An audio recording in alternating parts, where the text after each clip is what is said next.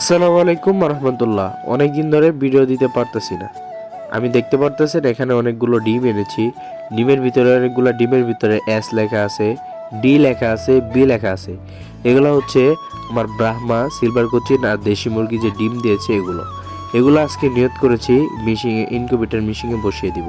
কারণ কিছু ডিমের ওয়াটার আছে, মানে বাচ্চার ওয়াটার আছে, এই ওয়াটারগুলো দিব আর কি। তার জন্যই আমি একটা একটা করে মার্ক করে নিয়েছি ডিমের ভিতরে।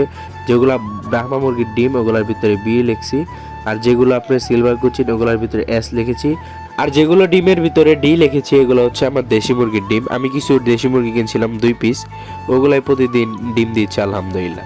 তো আমি সুন্দরভাবে দেখতে পারতেছেন আলহামদুলিল্লাহ, সুন্দরভাবে আমি মেশিনে ডিমগুলো বসিয়ে দিলাম। তো আপনাদের কারো যদি বাচ্চা লাগে, কিছু বাচ্চা যদি পরে ফোটার পরে থাকে, দয়া করবেন যেন সবগুলো ডিমের ভিতরে যেন ব্রণ আসে, বাচ্চাগুলো বের হয়। তবে যদি কিছু বাচ্চা থাকে আপনারা নিতে পারেন, যোগাযোগ করতে পারেন। তো ভালো থাকেন। আসসালামু আলাইকুম রহমতুল্লাহ।